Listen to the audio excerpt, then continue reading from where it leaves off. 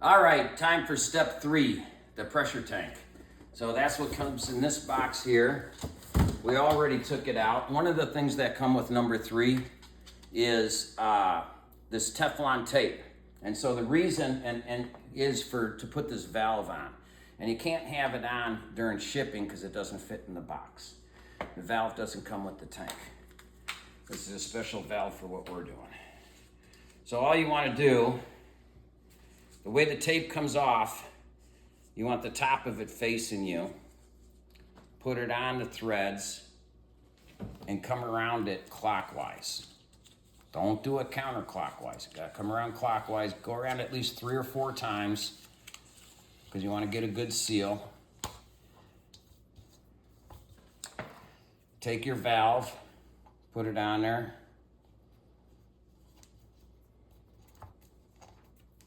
And only hand tighten it. And you big, strong guys, don't over torque it. Okay, so that's it. I'm gonna put it like that, and just for generic purposes, I'm just gonna line it up this way, and we're gonna take our tank. I'm gonna put it in here where it goes. We're going to slide it in there. And the one thing I forgot to say is depending on how you got your tank, if you were going to install it right away and we discussed it ahead of time, that means that I already put 18 psi in the tank and I already flushed it 3 times. If you're a dealer, as you already know, or if you're somebody who bought one that said that you weren't going to install it right away, that's what you're going to have to do. So I recommend flushing it 3 times. So the easiest way to flush it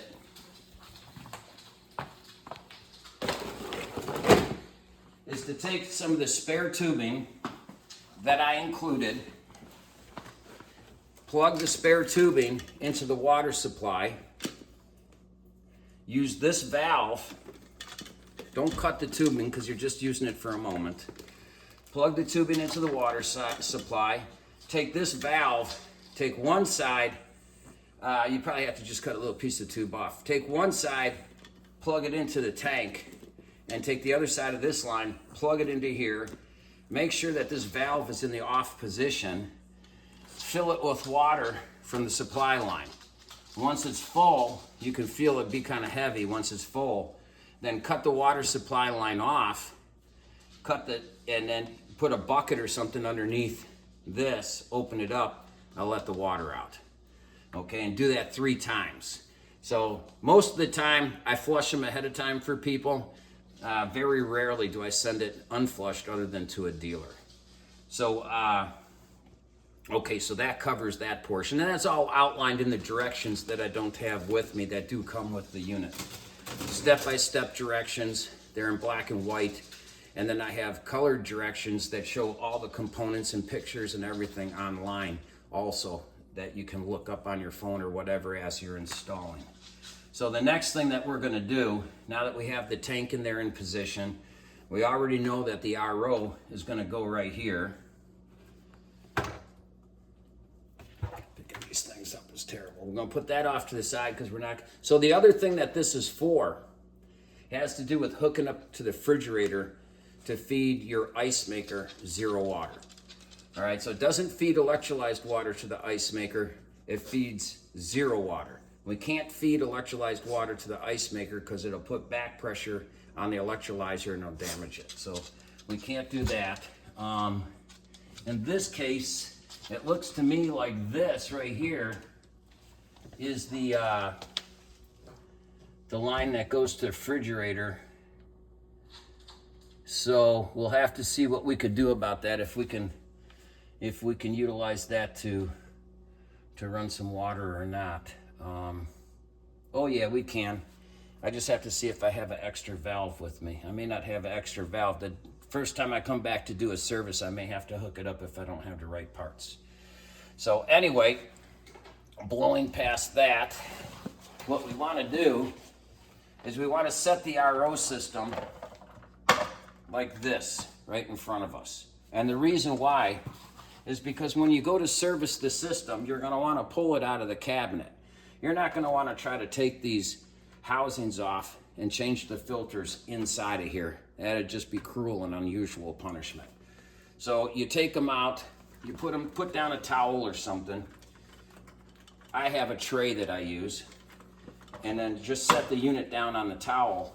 Then it's very easy for you to take the filters and the housings off to service the unit, if you're servicing it yourself. So now that you have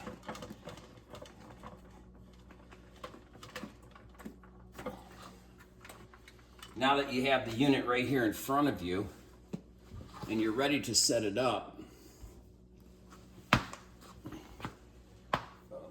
oh, here it is. You're going to take some of the tubing that's been supplied. You could do one of two things.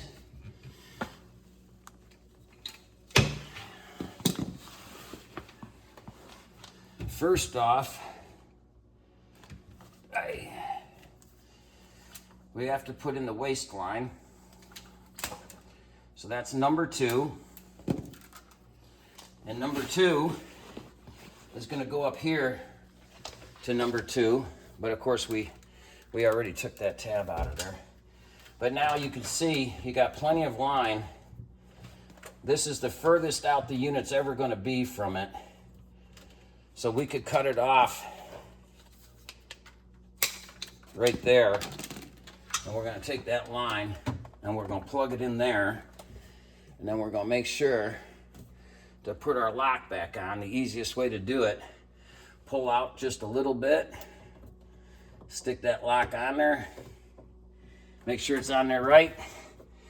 And so that's very important, because if somebody yanks one of these lines out and you don't know it from whatever, you're going to have a big mess.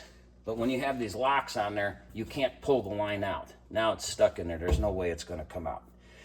So that's the waist line for number 2. I wanted to do that one first because we can reuse some of these other lines that are too long. So I'm going to cut that piece of tab off of there. And we're going to use this one to go from the water supply, which is number 1, and we're going to come right here to number 1. We're going to take the lock out. So now what you're going to do is you're going to push in, and there's no pressure here. You're going to push in and hold that little ring right there in, and just give this a little pull. That's how you get those tabs out.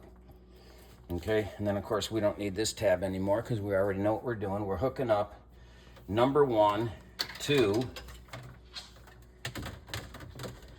number 1.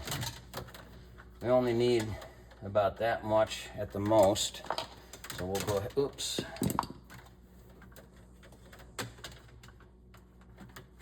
You don't want anything stretching. So don't put them in tight. Give yourself lots of slack. Okay? I'm gonna put the lock on there, make sure it's on there good.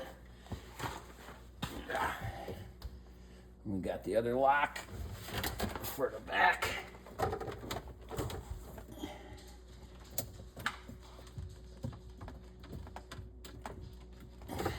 Oops.